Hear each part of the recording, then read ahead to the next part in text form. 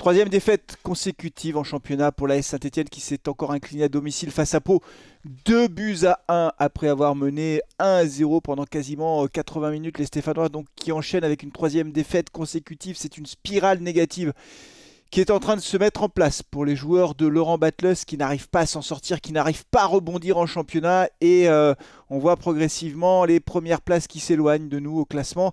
C'est vraiment une très mauvaise nouvelle. Les Stéphanois qui pensaient tenir leur victoire au fond puisque dans les 15 dernières minutes, ben voilà, on espérait voir cette équipe tenir ce score de 1 but à 0 mais ça s'est mal goupillé. Je vais revenir sur le déroulé du match. Alors je vous le dis parce que vous savez, je n'ai pas l'habitude de raconter des histoires sur Carton Rouge TV. Je n'ai pas vu la première mi-temps, donc je n'ai pas faire le débrief de cette première mi-temps. J'ai revu le but de Gaëtan Charbonnier, bien sûr, donc je pourrais en dire un mot. J'étais en live sur la deuxième mi-temps, donc j'ai eu aussi les réactions, vos réactions sur les performances des joueurs, donc j'en dirai un mot. Et plus largement, au-delà du débrief de cette seconde mi-temps où tout s'est joué au fond pour les Stéphanois et dans le mauvais sens, j'évoquerai la suite du championnat. Que va-t-il se passer maintenant? Est-ce que oui ou non on peut encore espérer, parler, rêver, imaginer, jouer les barrages? C'est ça la question aujourd'hui quand on voit les contre-performances qui s'enchaînent. Alors, les Verts ont ouvert le score très tôt dans cette rencontre grâce à un très bon travail d'Emmanuel Mouefek. On voit, il se bat, on le connaît Emmanuel Mouefek, hein, il est costaud, il est solide, il est bousculé mais il reste debout. Il arrive à frapper en bout de course sur le gardien palois qui renvoie le ballon sur Gaëtan Charbonnier qui est là à l'affût si je puis dire. Sur le chat on m'a dit c'est un but de renard des surfaces, c'est exactement ça, il est tout seul, il n'a plus qu'à la mettre au fond. Honnêtement je crois que tout le monde l'aurait mise au fond, vous, moi, tout le monde, mais il était là au bon endroit au bon moment, donc ça fait 1-0 pour les Verts. Les Verts qui durant cette première mi-temps n'ont visiblement pas eu beaucoup d'autres occasions, peut-être l'occasion de faire le break une fois, mais encore une fois j'ai pas vu le but, donc je vais pas faire d'extrapolation en quelque sorte. Ce qui est sûr c'est qu'on revient au vestiaire avec ce score de 1 but à 0. Côté palois, changement d'Almeida rentre et c'est l'homme du match. C'est lui d'ailleurs qui a eu la récompense Man of the Match c'est lui qui a fait basculer cette rencontre. Alors d'abord, plusieurs éléments dans cette rencontre et dans la tactique mise en place par Laurent Batles. D'abord, il avait décidé de mettre un 4-4-2. Alors, c'est rigolo parce que c'est ce que j'avais proposé dans l'avant-match.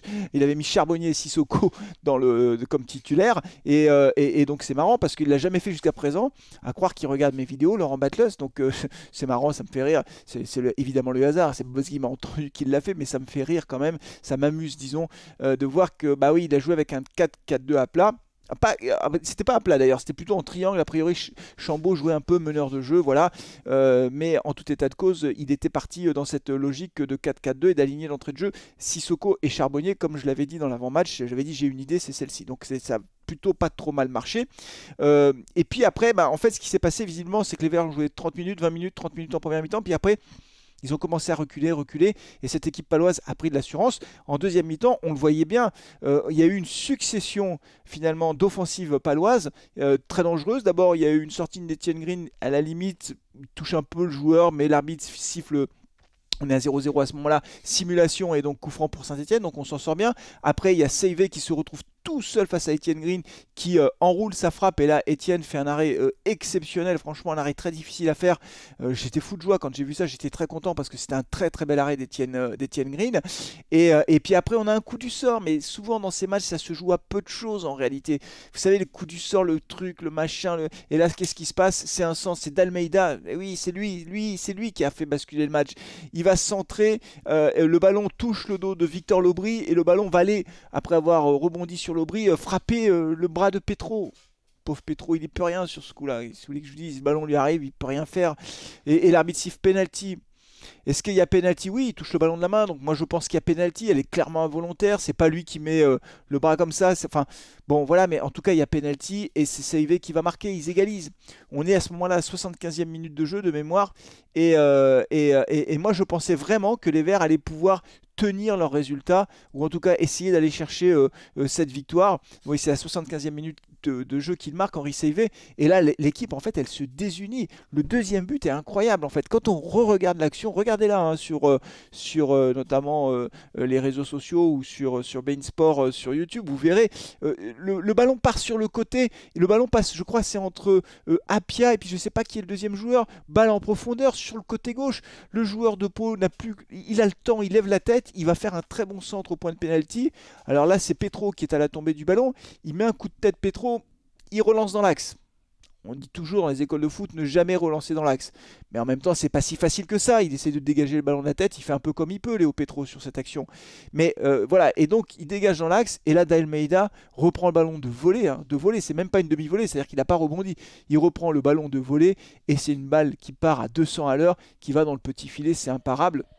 Et ça fait 2-1 pour Pau. Les Stéphanois donc, sont menés au score. C'est la 78e minute de jeu. Donc en gros, Pau a égalisé et marqué son deuxième but en l'espace de 3 minutes.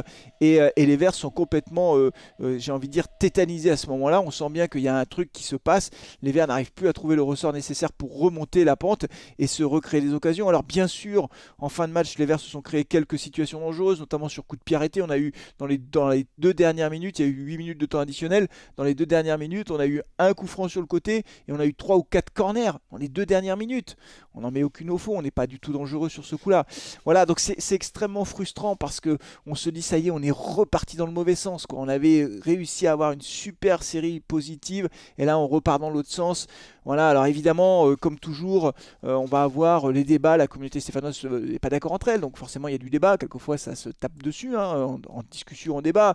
Ouais, c'est à cause d'Etienne Green, hein, sur le chat, voilà, encore Etienne Green. Bon, c'est pas Etienne Green qui fait la main dans la surface, hein, puis prendre un penalty, bon ok, il aurait peut-être pu l'arrêter, mais enfin, quand même pas non plus tellement de sa faute sur ce coup-là, et honnêtement, le deuxième but, vous pouvez me dire ce que vous voulez, vous pouvez me raconter tout ce que vous voulez, la frappe, elle est hyper puissante, il est juste à l'entrée de la surface, il est pas à 35 mètres le mec, hein, il est à l'entrée de la surface, hein. Donc elle part extraordinairement bien, à ras de terre, enfin demi-volée, elle est imparable en fait. Imparable, franchement, aucun gardien n'aurait fait l'arrêt. Alors ben, ça, non, non, pas du tout, l'Arsenal l'aurait arrêté, j'y crois pas une demi-seconde. Et puis de toute façon, c'est même pas tellement ça le débat en fait. La question c'est de savoir comment on a pu finalement être aussi se désagréger dans le jeu en fait en deuxième mi-temps. Il y a eu des changements, les changements de Laurent Batles ont eu lieu à la 69e minute de jeu. Donc je veux pas comment dire que c'est de la faute de Laurent Batles, même sur le chat il y en a beaucoup qui ont dit que effectivement ces changements avaient tout cassé. 69e minute de jeu, on a 2 changements, on a Chambaud qui sort, Victor Lobry qui rentre et on a Mouefek qui sort pour Cafaro. J'ai 2 questions par rapport à ça et moi j'ai besoin de vous. Vous me dites comment vous avez interprété les choses. J'ai une question à vous poser mais j'ai 2 points à soulever. Le premier point à soulever c'est pourquoi sort-il Mouefek? Pourquoi Laurent Batles sort Mouefek alors que visiblement tout le monde était unanime sur le chat pour me dire que c'était l'homme du match. Donc dites-moi si vous aussi c'était l'homme du match côté stéphanois. On voit que le but c'est grâce à lui. Et visiblement, il a eu beaucoup d'abattage dans l'entrejeu stéphanois. Donc pourquoi sortir le meilleur homme dans l'entrejeu? Voilà, c'est une première question. Alors peut-être, attention, parce qu'on n'a pas les réponses, donc on n'est pas sur le terrain. Hein. Donc on pose des questions, mais au moment où j'enregistre ce débrief, Laurent Batles n'est pas venu au micro de beIN Sport pour donner des explications. Est-ce que Mn Mouefek était complètement cuit physiquement? Est-ce que c'est lui qui a demandé à sortir? Est-ce qu'il était épuisé? Franchement, 70 minutes de jeu, c'est un joueur professionnel. Je pense qu'il peut jouer plus, quoi, quand même. Mais peut-être qu'il était cuit. Mais c'est quand même étrange de sortir le meilleur homme du match, quoi. Et puis la deuxième question, s'il vous plaît, répondez-moi, dites-moi si oui ou non vous avez compris les changements après le match, pendant le live. J'ai essayé de comprendre comment quelle composition il avait mise en place après les changements. La question que je me pose, c'est est-ce qu'on est resté en 4-4-2? Est-ce qu'on est passé en 4-3-3? Comment ça s'est goupillé tout ça? Honnêtement, après il y a eu 2 autres changements après le deuxième but de Pau à la 79e, Bouchouari qui laisse sa place pour Fomba et Charbonnier qui laisse sa place pour Cissé. Mais ce que je ne comprends pas, si vous voulez, c'est quelle était la tactique de jeu de Laurent Batles. Parce que Cafaro qui remplace Mouefek, Cafaro il a joué à droite quand il est rentré. Il a pris son poste. Mais Mouefek, il jouait pas à droite, Mouefek, sauf erreur de ma part. J'ai plutôt l'impression qu'il était plutôt dans l'axe, moi, pendant le jeu. Donc, j'ai pas vraiment compris quelle était la tactique mise en place. Et puis derrière Chambaud, Lobry, c'est pas l'impression que j'étais non plus du poste pour poste, je sais pas. Le sentiment qu'on a, et certains d'entre vous l'ont dit pendant le live, notamment Bob Lazar, c'est que les joueurs, on a l'impression qu'ils sont perdus pendant un moment, quoi. Voilà. Donc ça arrive régulièrement. C'était arrivé aussi, je crois, face à Pau, quand il a fait des changements. Oui, c'est quand il avait sorti, je crois, Nadé, je sais plus. Enfin, en tout cas, il y a des fois, Laurent Batles fait des changements, on est perdu, nous. Alors, c'est pas parce qu'on est perdu que les joueurs sont perdus. Peut-être qu'ils comprennent tout. Le seul problème, c'est que quand il fait ces changements, on prend des buts juste après, quoi. C'est ça qui est étonnant, quand même. Alors s'ils comprennent tous les joueurs, mais qu'on prend des buts juste après, il y a quand même un gros problème, quoi.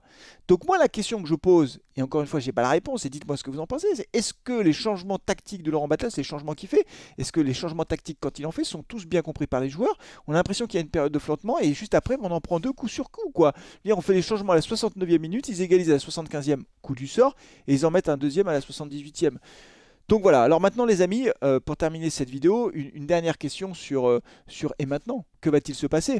Parce qu'en réalité au classement on va dégringoler petit à petit, on va quitter progressivement les 5 premières places. Pour moi, honnêtement, c'était l'objectif initial de se dire il faut absolument qu'on arrive dans les 5 premières places. Ce sera difficile parce que vu le jeu qu'on propose, ben, on voit bien que c'est compliqué. Il y en a beaucoup qui pensent que c'est terminé pour la montée en Ligue 1. Donc là aussi, dites-moi vous si vous considérez que jouer les barrages c'est terminé ou pas, ou est-ce qu'on a encore une chance. La prochaine rencontre c'est samedi prochain, 19h, ce sera face à Amiens. Donc ce ne sera pas un match facile. Voilà. Et puis après, on a d'autres matchs qui nous attendent qui seront des matchs aussi difficiles. Saint-Étienne-Guingamp, le mardi 5 décembre à 20h45. Donc là aussi, question, est-ce qu'on va y arriver ou pas? Moi, j'ai beaucoup d'interrogations par rapport à tout ça. Honnêtement, je suis un peu perdu pour tout vous dire. Donc je ne sais pas vous, comment vous êtes. Est-ce que vous y croyez ou pas? Donc je vous pose la question. Vous mettez oui ou non dans les commentaires. Est-ce que vous croyez que l'AS Saint-Etienne peut terminer dans les 5 premiers du championnat? Je ne parle même pas des 2 premières places, hein, parce qu'avec 3 défaites consécutives, là, on a un peu la tête sous l'eau. Est-ce que les Verts vont rebondir? Est-ce que vous croyez encore à cette capacité à jouer les barrages? Voilà, dites-le moi en commentaire. Merci beaucoup d'avoir suivi ce débrief. Merci pour ceux qui étaient là pendant le live. On va essayer de se remettre la tête à l'endroit. Et on se retrouvera donc pour le prochain match en espérant que nos Stéphanois aillent chercher un résultat à Amiens, surtout le retour des blessés. J'attends beaucoup Batu Bisinka, bien sûr, qui est sur le point de revenir visiblement, et Ibrahima Ouadji. J'ai vu que l'Arseneur avait repris un peu l'entraînement, mais je ne sais pas quand est-ce qu'il sera opérationnel. Les dernières infos qu'on avait, c'était plutôt janvier. Mais en tout cas, Batu Bisinka et Ouadji, il faut qu'ils reviennent parce que là, Sissoko, il n'a pas été très bon. Donc il faut qu'on ait un peu de sang neuf dans l'équipe. Voilà, c'est tout pour aujourd'hui. Merci d'avoir suivi ce débrief, les amis. Un peu difficile pour tout vous dire. N'oubliez pas de liker la vidéo et de vous abonner à la chaîne. Je vous dis à très bientôt. Prenez soin de vous, de vos proches et allez les Verts. Ciao.